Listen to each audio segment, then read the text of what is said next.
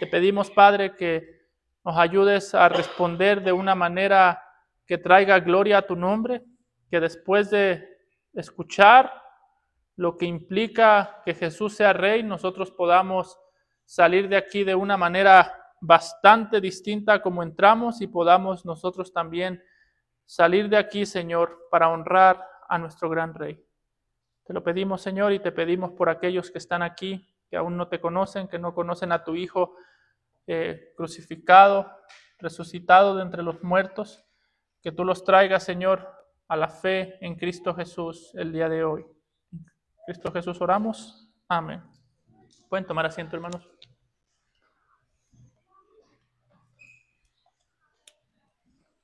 Hay un sentido en el que el pasaje que acabamos de leer nos presenta un tipo de transición de temas entre los capítulos que hemos estado estudiando los últimos meses o las últimas semanas y los capítulos que seguiremos estudiando desde aquí hasta el final del libro. Si usted recuerda, algo que habíamos dicho es que para este punto, desde los capítulos 18 al 20, habíamos venido leyendo, o Mateo describe un tipo de manual para decirnos cómo debemos vivir dentro de la comunidad del pacto. En ese tipo de manual, por así decirlo, nos habla acerca de cómo tratar con el pecado ajeno, cómo crecer en humildad de tal manera que podamos servir a nuestros hermanos. Nos habla acerca de cómo es que nosotros debemos de reaccionar ante las necesidades de nuestros hermanos y hasta este punto, como digo, el énfasis había estado en la comunidad. Todo lo que nosotros hacemos debemos hacerlo en comunidad para servir al Señor a través del pueblo del Señor. Sin embargo, en este pasaje, desde que inicia el texto, comienza a dar una transición porque pasa de describir cómo es la vida en comunidad para comenzar a describir cómo el Señor Jesucristo ahora va camino a la cruz para salvar a esa comunidad del pacto. Realmente, cuando nosotros vemos lo que falta del libro de Mateo, desde el capítulo 21 hasta el capítulo 28, el único tema a tratar de aquí en adelante es la crucifixión y la resurrección. Realmente no hay nada más. Si tuviésemos que presentarle un tipo de resumen a estos capítulos desde el 21 al 28, podríamos decir que para este punto solamente el Señor o solamente Mateo va a enfatizar la cruz, la muerte, la sepultura y la resurrección del Señor Jesucristo con la gran comisión. Eso es todo. De hecho, es interesante que estamos, por así decirlo, hemos leído o hemos estudiado para este punto 3/4 partes del libro de Mateo y la última cuarta parte, la cuarta parte del libro de Mateo trata de la cruz. Creo que Mateo es uno de los evangelistas que más tiempo le dedica a cómo Jesús estaba camino a la cruz. Desde el capítulo 1 hasta el capítulo 20, hemos visto aproximadamente 3 años de ministerio del Señor Jesucristo. Desde el capítulo 21 hasta el capítulo 28, veremos 7 días de ministerio del Señor Jesucristo. Así de enfático es Mateo. 7 días, los últimos días de Jesús antes de ir a la cruz, y comienza en el capítulo 21 presentando a Jesús como un rey y al mismo tiempo como un rey que, lejos de venir en un caballo glorioso o en un caballo de guerra, viene con cierta humildad. Y cuando llegamos a esto, hermano, déjeme decirle cuál es el reto de este pasaje. El reto de este pasaje no es que el pasaje no sea lo suficientemente conocido o que este evento no sea lo suficientemente conocido. El reto con este pasaje es que es fácilmente entendido, fácilmente conocido, pero muy difícilmente se responde de manera o respondemos de manera correcta ante este pasaje. Deje que llegue el tiempo de la Pascua y todo mundo va a celebrar el Domingo de Ramos. Todo mundo. Todas las religiones o gran parte de las religiones que hay en este país, los mormones van a celebrar el Domingo de Ramos, van a recordar que el rey entró a Jerusalén, el catolicismo va a recordar que el rey entró a Jerusalén, los cristianos, los protestantes vamos a recordar que el rey entró a Jerusalén, pero cuando usted le pregunta a un cristiano, ¿y quién es ese rey? Ahí es donde la puerca tuerce el rabo. ¿Por qué? Porque cada uno de nosotros sabe que Jesús es el rey, pero cada uno de nosotros quiere que Jesús sea el rey de ciertas áreas y de otras no. Como Jesús es el rey, que no se diga lo contrario. Y Jesús en tu vida gobierna como rey. No, pero Jesús es el rey.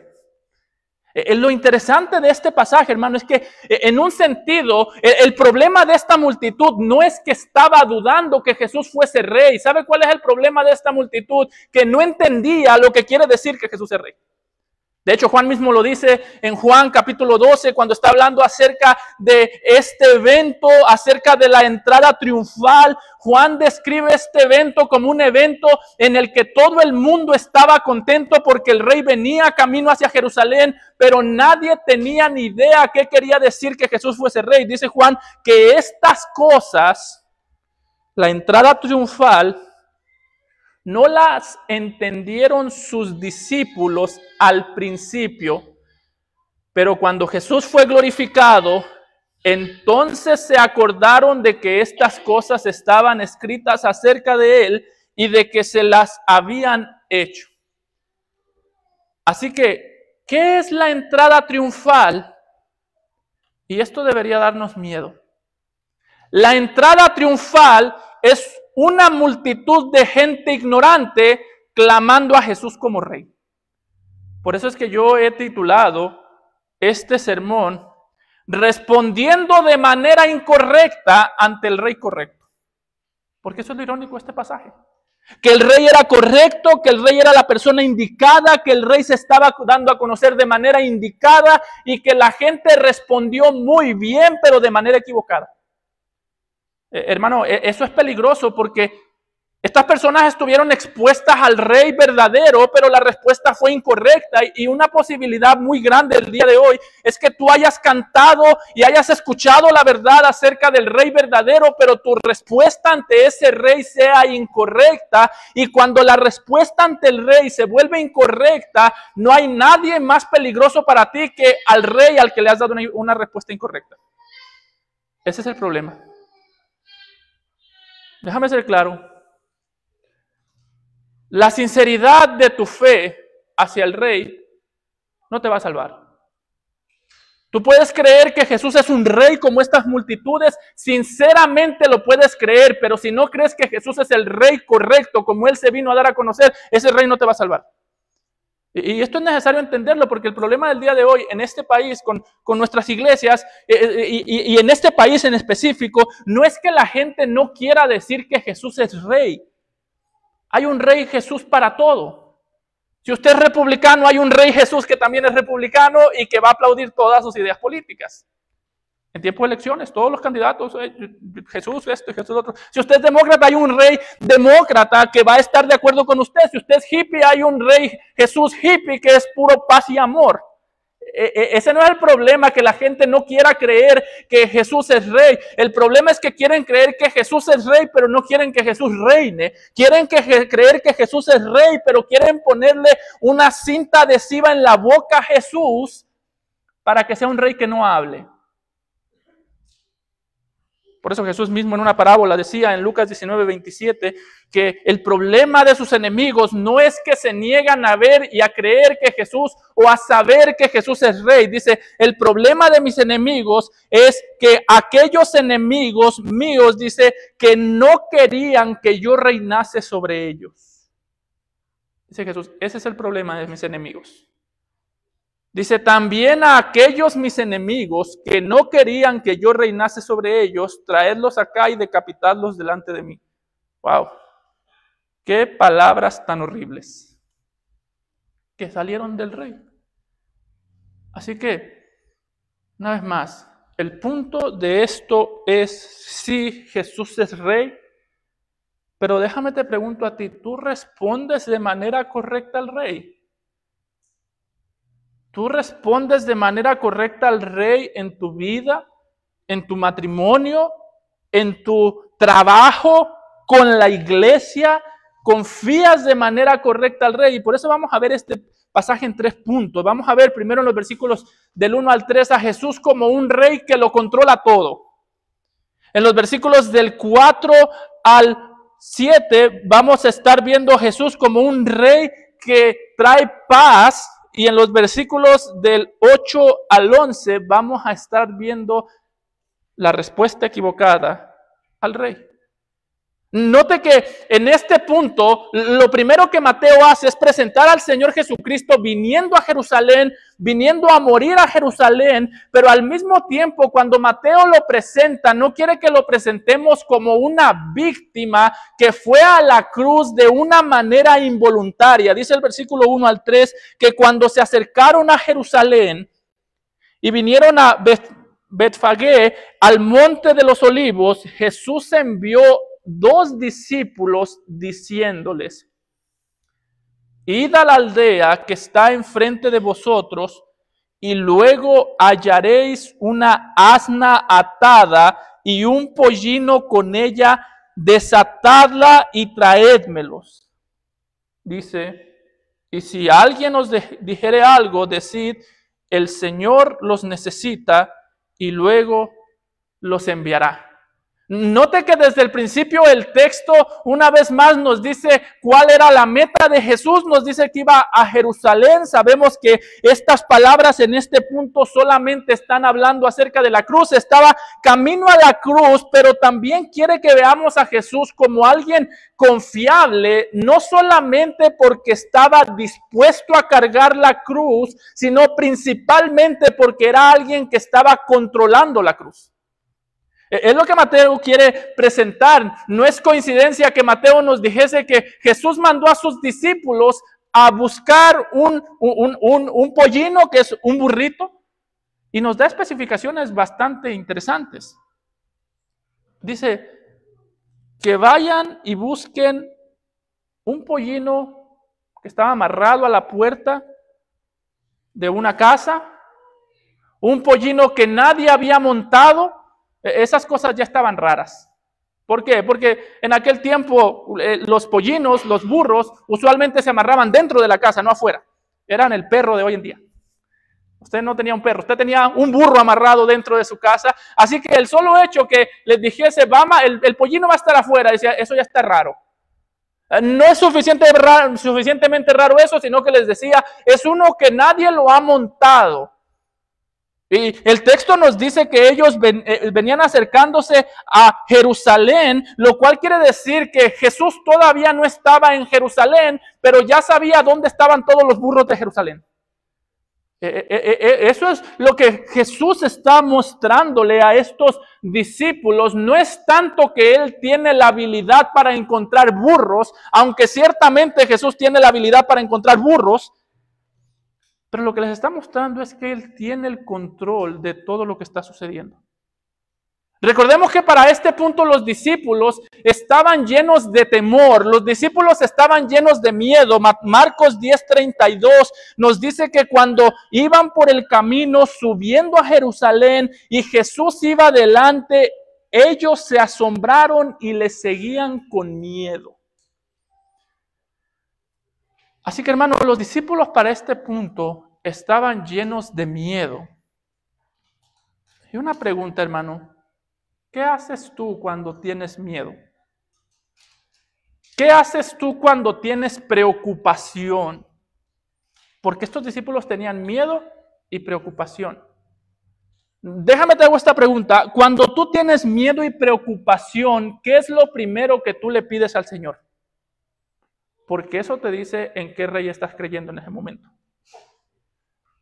Jesús pudo haber suavizado la situación a los discípulos y decirles, este tema de la cruz no va a estar tan feo como parece, pero no hizo eso. Es como si Jesús les dijese, este tema de la cruz va a estar horrible, Y nada va a hacer que sea más fácil. No va a ser algo fácil, va a ser algo doloroso. Jesús pudo haberles dicho, este tema de la cruz va a estar feo, pero lo bueno ya vendrá, ya vendrán mejores tiempos. Pero Jesús no hace eso. Jesús no es un salvador que quiere que sus discípulos pongan atención o piensen que los tiempos buenos vendrán. ¿Sabe qué es lo que hace el Señor Jesucristo? No niega que la cruz era horrible, no niega que ciertamente la cruz es algo que les va a traer sufrimiento, que les va a traer vergüenza, pero lo que Jesús hace no es decirles, yo voy a hacer que eviten el sufrimiento de la cruz, sino decirles, yo estoy en control del sufrimiento de la cruz. Y si eso no es suficiente, su problema entonces no es la cruz, su problema es que no conocen al que va a la cruz. Por eso te digo, hermano, ¿cuál es tu oración cuando tienes miedo? Cuando estás preocupado. Señor, cambia las circunstancias. Esa fue la petición de los discípulos. Pedro, cuando supo que Jesús iba a la cruz, le dijo, Señor, que nunca te acontezca esto. Y Jesús le dijo, aléjate de mí, Satanás. Así que, hermanos, para el Señor Jesucristo, cuando nuestra única respuesta en medio del temor, en medio de la preocupación, es decir, Señor, quita las circunstancias para que yo pueda estar bien. Cambia las circunstancias para que yo pueda confiar, para que yo pueda seguirte. Jesús diría que ese es un pensamiento que sale de la mente de Satanás. Hermano, una mala entendimiento de la fe es creer que la fe tiene el propósito de volvernos positivos. Yo no sé cuántas veces yo he escuchado eso. Vamos a tener fe y vamos a tener fe de que las cosas cambiarán. No es necesariamente imposible que Dios cambie las cosas. Sabemos que Dios cambia las cosas, pero hermano, un sentido, cuando nosotros estamos diciendo o lo único que nos preocupa es que las cosas que no nos gustan cambien, el problema es que no hemos entendido quién es nuestro Rey. Si tú y yo necesitamos que Dios nos quite la cruz de encima para poder seguirle con más gozo, el problema no es la cruz que traemos encima, el problema es la ignorancia que tenemos del Dios que ha puesto la cruz sobre nosotros. Es lo que Jesús está tratando con sus discípulos, está diciendo, yo no les voy a quitar la cruz, yo no les voy a evitar la vergüenza, yo no les voy a evitar el sufrimiento, yo no les voy a evitar nada de eso. Lo que yo voy a hacer con ustedes es mostrarles que yo estoy controlando todo eso. Y si eso no es suficiente, entonces su problema no es las circunstancias, su problema es la ignorancia de Dios en las circunstancias. Como si Dios el día de hoy dijera, yo no te voy a dar el trabajo que pides, te voy a recordar que yo gobierno sobre el trabajo que tienes. Ah, Señor, pero si me das el trabajo que pido, voy a estar más a gusto. No te lo voy a dar porque eso te trae comodidad. Es lo mismo con los discípulos. Si tú no vas a la cruz, básicamente le había dicho Pedro, Señor, que esto nunca te acontezca a ti. Nosotros no queremos seguir a un Salvador crucificado. Nosotros no queremos seguir a un Salvador que va a la cruz, que va a sufrir, que va a pasar vergüenza. Y Jesús es como si aquí les dijese, si ustedes no quieren servir a ese Salvador, pero ese Salvador ustedes necesitan. Por eso, hermano, ¿quieres saber tú qué es fe? Fe no es creer que Dios puede cambiarlo todo para que tú estés bien. Fe es estar bien sin que Dios cambie algo. Eso es fe. De hecho, ¿sabes tú quiénes son los únicos que piensan que fe es que creer en un Dios que lo cambia todo? ¿Sabes quiénes son los únicos que piensan que fe es tener a un Dios que le puedes decir que haga algo y Él lo hace? Los incrédulos. Es lo que vemos en Mateo 27:42, cuando los judíos, Jesús estaba en la cruz. Note qué fue lo que los judíos le dijeron a Jesús. Si es el rey, mucho hablas de que eres el rey, mucho hablas de que tú gobiernas todo, mucho hablas de tu poder. Y note la condición que le dicen, si es el rey de Israel, descienda ahora de la cruz y creeremos en él. Eso son palabras de incredulidad. Si Él es Dios, que arregle mi matrimonio y creo en Él. Esas son palabras de incredulidad. Si Él es Dios, que arregle mi trabajo y yo creeré en Él. Hermano, el peor acto de incredulidad no es negar la existencia de Dios. El peor acto de incredulidad es poner mi esperanza en un Dios al que yo le puedo dar órdenes.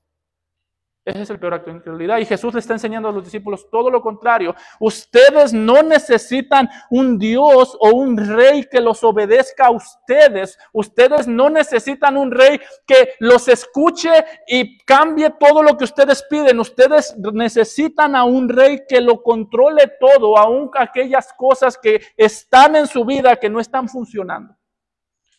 Por eso, hermano, cuando estés pasando por una prueba, una tribulación, lo último que tú debes hacer es tratar de sacar a Dios de esa prueba. ¿Cómo lo hacemos usualmente? Si esto fuese de Dios, no tendríamos oposición. ¿Cuántas veces lo hemos hecho? Si realmente esto fuese la voluntad de Dios, entonces no tendríamos tanto sufrimiento, no habría tantos problemas. Pero hermano, cuando nosotros estamos sufriendo, la meta no es que digamos cómo es que esto se salió de las manos, cómo es que ahora yo no estoy en la voluntad de Dios. Cuando estemos sufriendo, la meta es que nosotros recordemos que la voluntad de Dios incluye los sufrimientos que nosotros queremos evitar. Yo no dudo que la voluntad de Dios sea buena, yo no dudo que la voluntad sea perfecta. Lo que nosotros a veces sí dudamos es que esa voluntad buena y perfecta incluya los sufrimientos que queremos evitar. Y eso es lo que estaban haciendo los discípulos. Eso es lo que hacemos en muchas ocasiones. Por eso Jesús les está diciendo, miren qué tan bien organizado o qué tan bien está planeada la cruz, que yo mismo sé dónde está el burro con que voy a entrar a Jerusalén. Yo mismo sé que yo mismo hice que esa familia, en lugar de meter el burro a la casa y guardarlo dentro de la casa, la única vez en la vida lo dejase afuera. Yo mismo sé la respuesta que les va a dar el dueño del burro. ¿Sí nota que Jesús aquí muestra su gran voluntad en los pequeños detalles? Si el dueño les dice, ¿para dónde llevan eso? Díganle esto. Jesús sabía una vez más dónde estaba el burro, qué iba a decir el dueño del burro y qué se le iba a responder al dueño del burro. Esto está tan bien planeado que nada de lo que va a suceder aquí es al azar. Señor, pero vamos a sufrir. Eso también estaba bien planeado. Señor, pero me quedé sin trabajo. Eso también estaba planeado. Es que la voluntad de Dios es buena aun cuando es dolorosa. Y que la voluntad de Dios sea dolorosa no quiere decir que no provenga de Dios. Y que algo sea bueno no quiere decir que provenga de Dios. Por eso, una vez más, tú no necesitas un Salvador que cambie circunstancias. Tú necesitas un Salvador que te cambie a ti. Tú no necesitas un Salvador que cambie a tu esposa. Si me hubieses dado otra esposa, y Jesús, ¿y si te doy otro corazón? Duele más, pero sirve mejor. Es lo que le dijo a Pedro. Cuando Pedro estaba camino a la cruz, en el pasaje de Lucas, en Lucas 22, 31 al 32, le dice, Simón, Simón, he aquí Satanás os ha pedido para zarandearos como a trigo. Y Pedro ha de haber dicho, Señor, ¿y por qué no evitamos esa zarandeada? ¿Por qué mejor no evitamos la zarandeada que me va a dar el diablo si tú sabes que soy débil?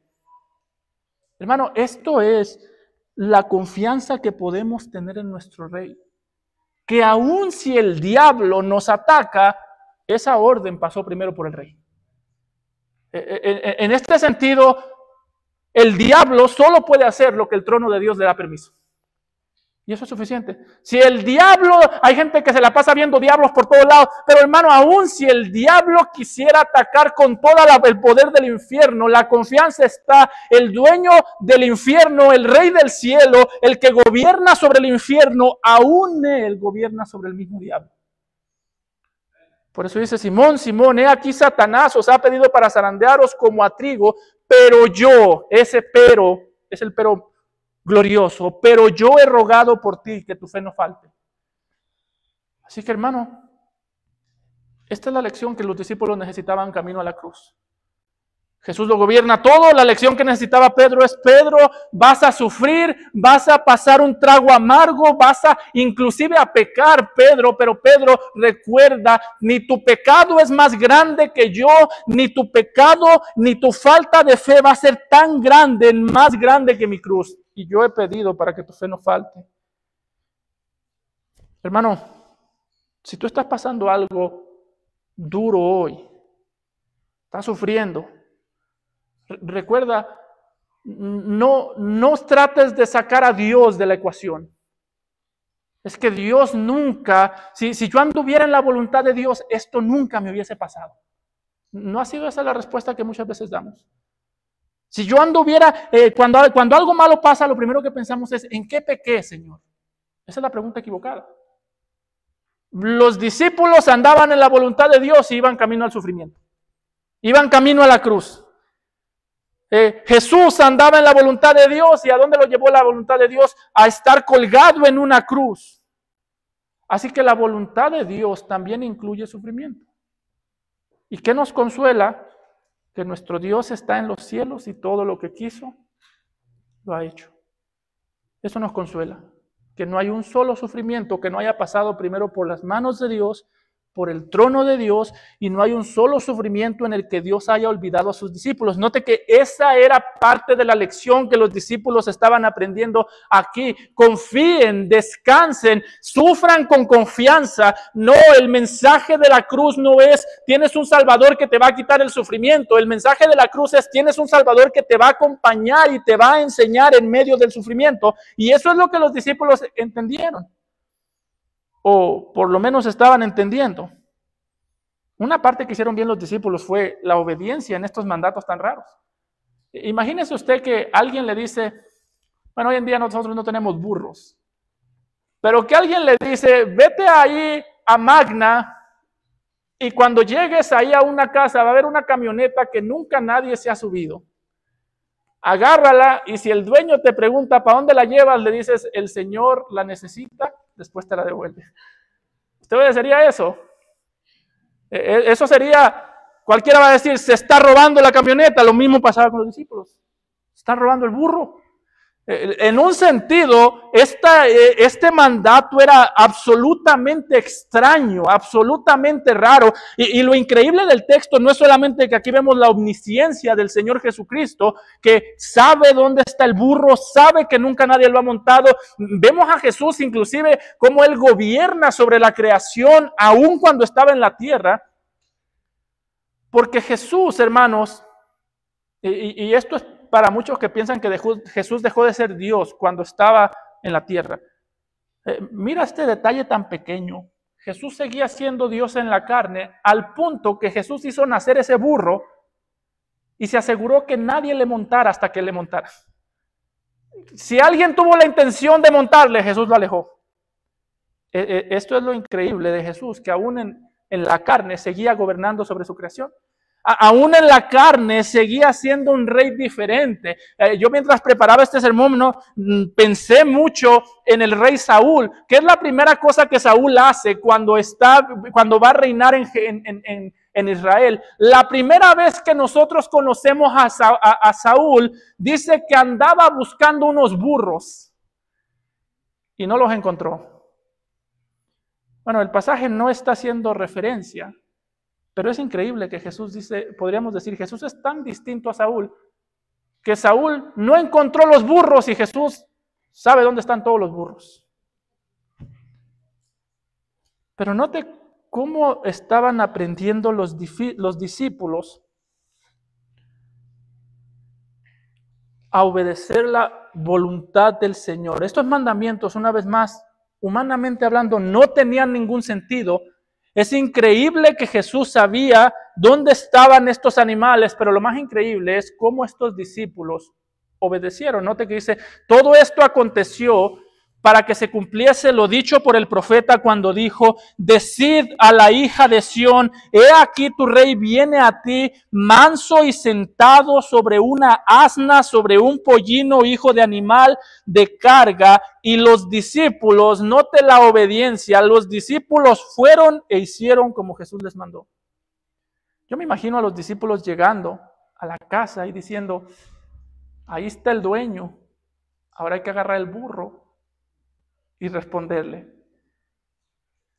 Ningún sentido tenía, ninguna comodidad tuvieron los discípulos al obedecer ese mandamiento. Hermano, eso es la obediencia en medio del miedo.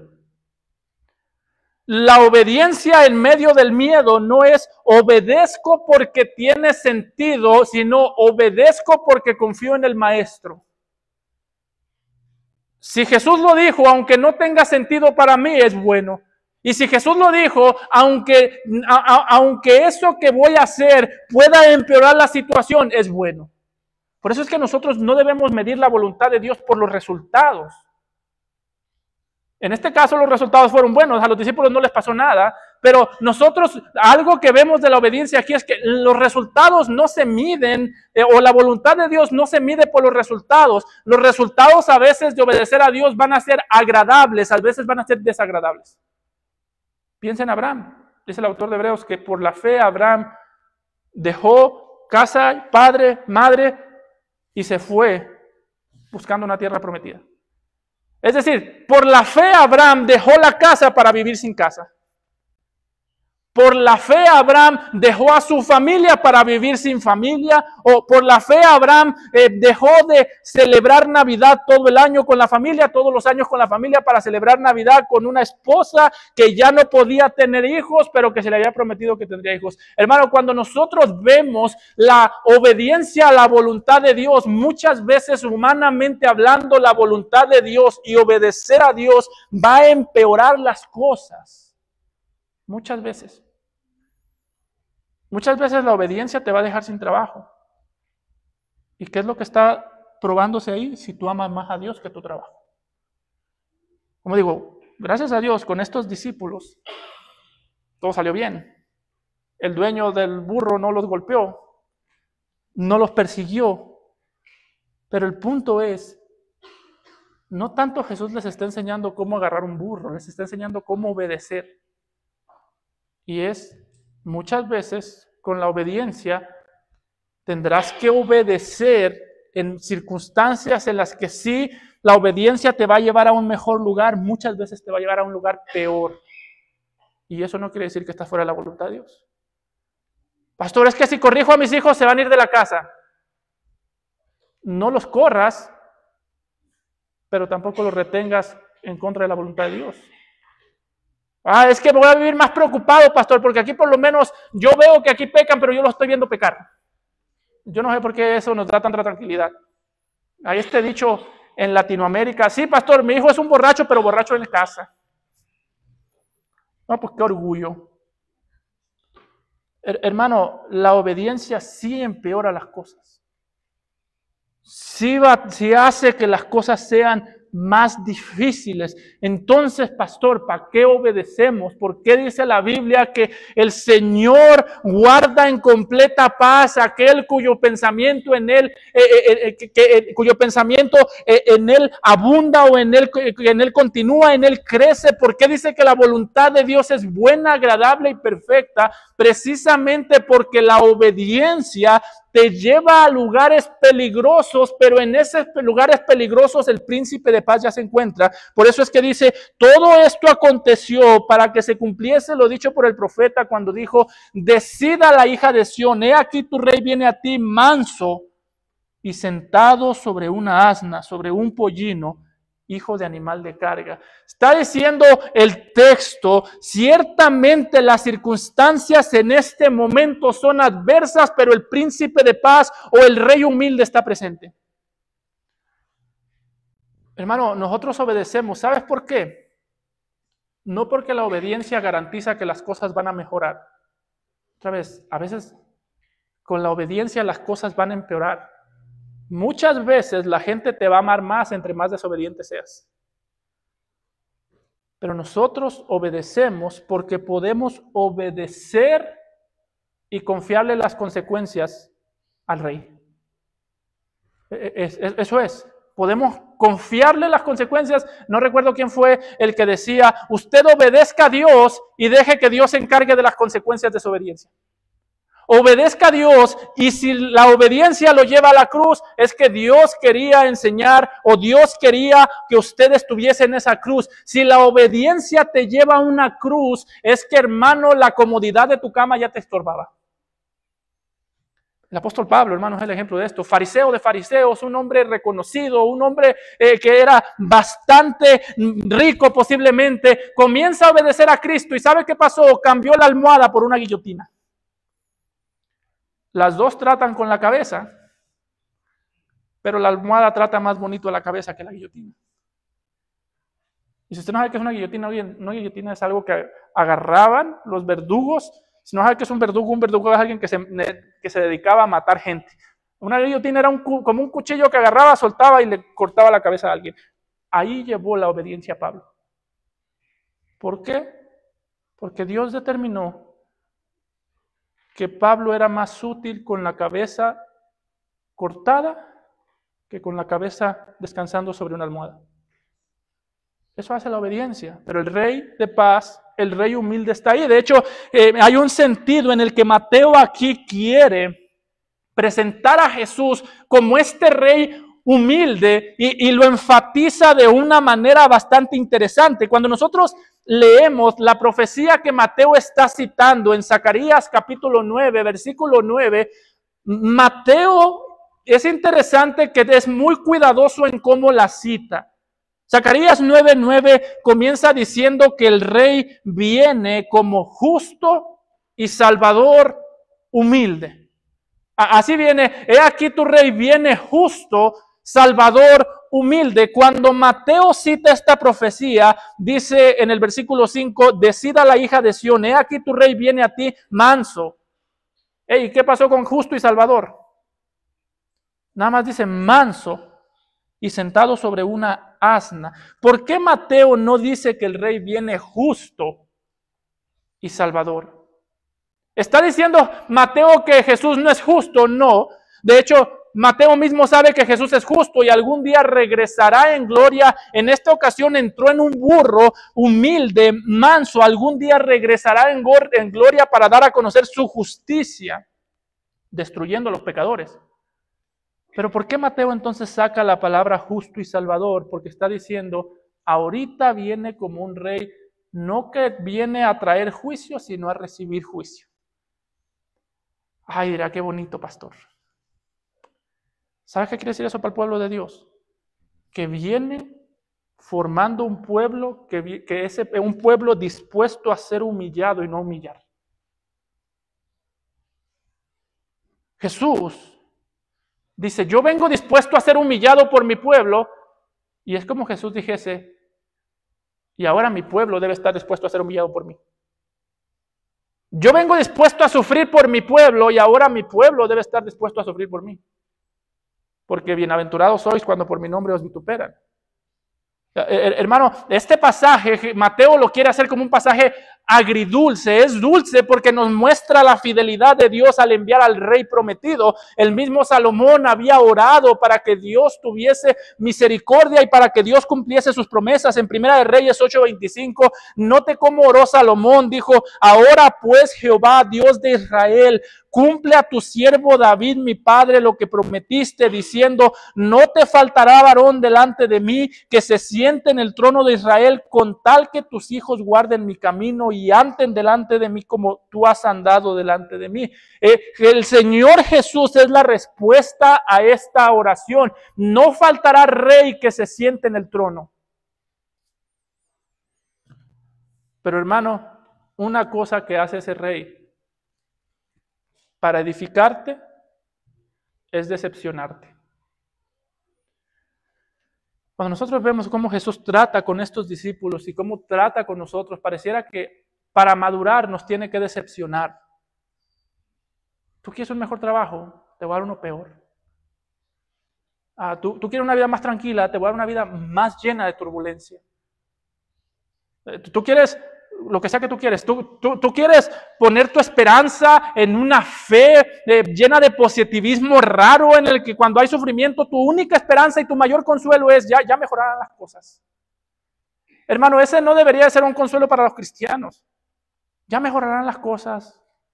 Ese no es una un consuelo. Por eso es que Jesús lo primero que hace es decepcionar a sus discípulos. Querían un rey victorioso que viniese en un caballo a destruir Roma. En lugar de eso, ustedes van a tener un rey humilde, manso, que viene en un pollino para ser destruido en las manos de Roma. Y lo interesante, hermano, es que tú sabes que tú has madurado cuando estás siendo humillado y aún así tienes gozo. ¿Cómo reaccionas tú, hermano, cuando alguien te humilla? ¿Alguien no te valora? ¿Alguien no te aplaude? ¿En tu trabajo no te valora tu jefe? ¿Cómo reaccionas tú? Porque tú sabes que estás madurando cuando en medio de la humillación y de la mansedumbre que tienes que ejercer, te llenas de gozo. Eso es parte del mandamiento. Zacarías no solamente profetiza la venida del rey, sino que también profetiza cómo debemos reaccionar nosotros ante la venida del rey. Zacarías 9:9 dice: alégrate mucho, hija de Sión, da voces de júbilo, hija de Jerusalén. Si nota que Zacarías dice, para tú saber si estás madurando, tú tienes que pensar si ese rey te produce suficiente gozo, que aún en medio de la humillación, ese rey es suficiente gozo para ti. Ese rey es suficiente gozo para ti, para tú no pedir nada más y saber que todo lo que tienes en Cristo es todo lo que tú necesitabas. Por eso es que yo te preguntaba, ¿cómo reaccionas tú ante el rey? Todo el tiempo estamos reaccionando ante el rey. Mi esposa me habla mal, yo le hablo peor. Acabas de reaccionar ante el rey y le acabas de decir al rey: tú no eres suficiente, yo estaré lleno de gozo y yo obedeceré hasta que tú me des una nueva esposa. Esa es una reacción al rey. Mi jefe en el trabajo no me valora y yo tampoco hago el trabajo. Acabas de reaccionar ante el rey. Está diciendo: hasta que no me des otro jefe, tú no serás suficientemente grande para mí para que yo te obedezca en este trabajo. Es una reacción ante el rey. Quieres un rey domesticado. Es que nosotros a veces decimos: pastor, el evangelio de la prosperidad es terrible, y no nos damos cuenta que llevamos el evangelio de la prosperidad a todos lados. Obedecemos a nuestro rey siempre y cuando nuestro rey nos obedezca en arreglar las cosas que nos rodean. Eso es el evangelio de la prosperidad. ¿Estás enfermo? Ten fe que Dios te va a sanar y Él te tiene que sanar. Oh, eso suena horrible. Te tratan mal en el trabajo, trátalos peor y hasta que Dios no cambie eso, tú no lo arregles. Es exactamente lo mismo. Por eso ten mucho cuidado, hermano. La paz no la da Dios cuando las circunstancias se arreglan. La paz proviene, el descanso proviene de la mansedumbre del Hijo. Que el Hijo haya tomado la cruz por ti cuando tenía el poder para bajarse es tu mayor motivación para tener gratitud. Que el Hijo haya mostrado humildad cuando lo escupieron, siendo Él la segunda persona de la Trinidad, porque que el Hijo haya tenido la mansedumbre de decir: yo me quedo en la cruz por amor a gracia eterna. Eso debería de hacer de nosotros la iglesia más humilde, la iglesia más mansa y la iglesia menos conflictiva del mundo entero, si entendiéramos lo que Él ha hecho por nosotros. Por eso Jesús promete descanso en su humildad. ¿Sabes qué es lo glorioso del evangelio, hermano? Que su debilidad se vuelve tu fortaleza. Él fue débil para que tú puedas encontrar un descanso verdadero. Es lo que Él dijo en Mateo 11:28, dice: venid a mí todos los que estáis trabajados y cargados, y yo os haré descansar. ¿Y qué utilizará Jesús para hacernos descansar? Llevad mi yugo sobre vosotros y aprended de mí, que soy manso. Lo mismo que está haciendo Mateo en la entrada triunfal. Este rey es manso, ese rey nos puede hacer descansar. Manso y humilde de corazón, y hallaréis descanso para vuestras almas. Hermano, ¿quieres saber qué tan corrompido está tu corazón? ¿Tú te has quejado de tu trabajo? ¿De tu jefe? ¿De tu iglesia? Yo sé que de mí no te has quejado, pero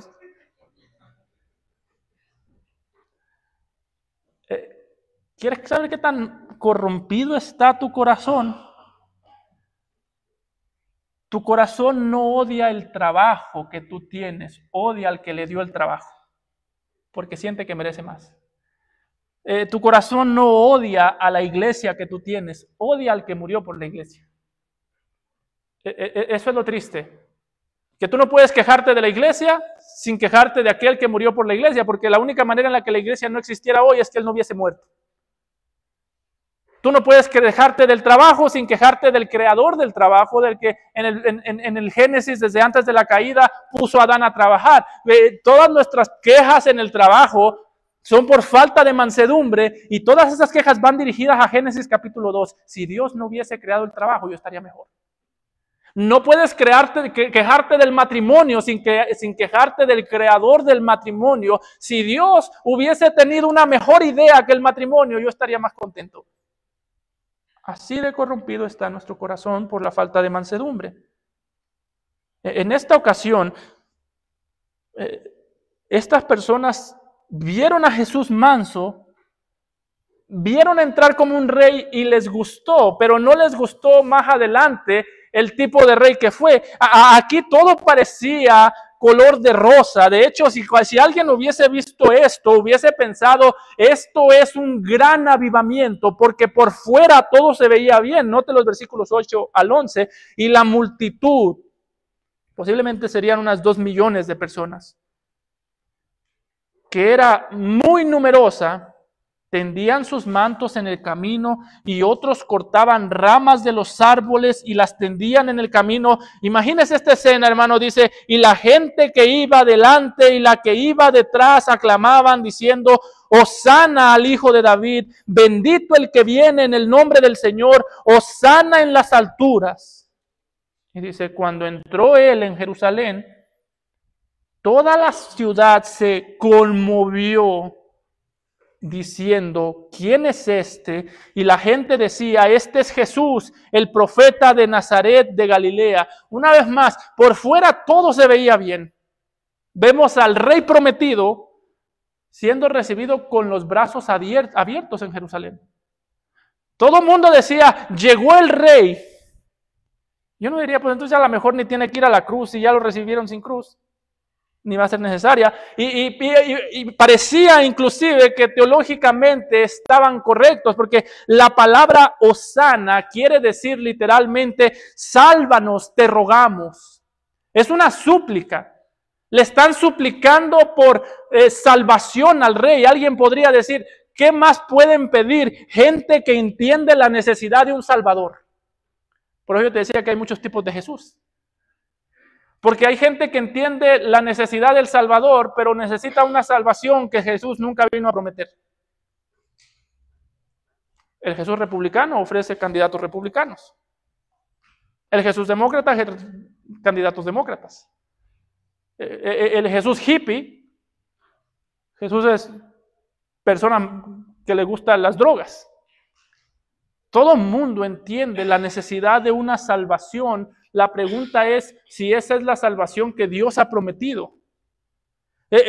Esto pareciera que está siendo bastante bíblico. Pareciera que la respuesta es la respuesta adecuada, porque inclusive están citando la Escritura. Salmo 118, 25 dice, oh Jehová, sálvanos ahora, Hosana. Te ruego, oh Jehová, que nos hagas prosperar ahora. Están citando la Biblia, reconocen que necesitan un Salvador, comienzan a poner mantos sobre los pies del burro en el que venía el Señor Jesucristo, comienzan a tomar ramas, y todo esto, hermanos, nos hace ver que estas personas eran genuinas. Genuinamente creían que Jesús era el Salvador que ellos necesitaban. Genuinamente creían que Jesús los podía librar. El problema es que genuinamente creían que Jesús los podía librar de algo que ellos no necesitaban ser librados. Por eso, si tú estás aquí, estás enfermo y dices, yo creo que genuinamente Jesús me puede sanar de mi enfermedad. Yo también creo. Pero yo creo que esa no es la razón por la que Jesús vino a morir en la cruz. No es la razón principal. Que tú creas algo genuinamente no quiere decir que Dios lo tiene que hacer. Yo creo que Dios puede cambiar la situación del país, yo también lo creo, pero no quiere decir que tu fe tenga que ser obedecida por Dios. Estas personas estaban viendo, de hecho, cuando ponen los mantos y las ramas debajo del burro, estaban viendo a Jesús ya como un rey victorioso. El único otro lugar en la Biblia donde sucede esto es en Segunda de Reyes 9:13, cuando Jehú, el rey Jehú, venía de destruir a los enemigos de la nación de Israel. Estaba destruyendo enemigos por todos lados y los estaba destruyendo de una manera bastante grotesca. Se describe de un rey que los mataba, de un rey que los descuartizaba en ocasiones. Entonces, cuando la nación de Israel escuchó a este rey militar que destruía a los enemigos, dice en Segunda de Reyes 9:13 que entonces cada uno tomó apresuradamente su manto y lo puso debajo de Jehú en su trono alto, y tocaron corneta y dijeron: Jehú es rey.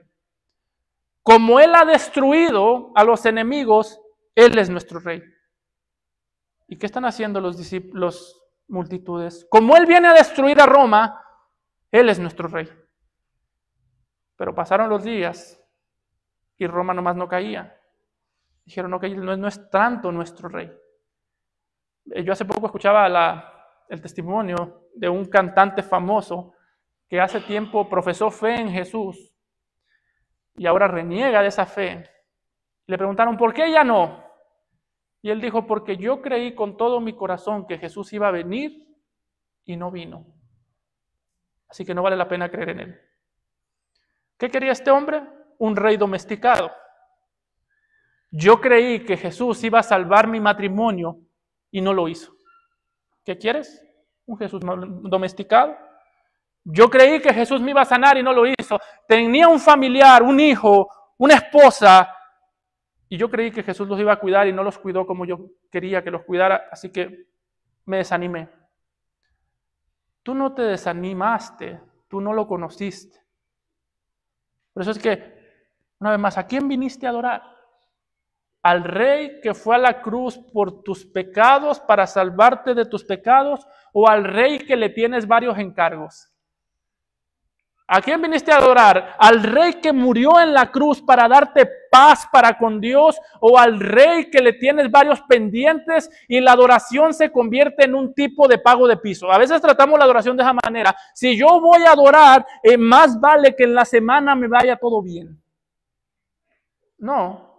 Ven a adorar y cuando te vaya todo mal en la semana, sigue adorando.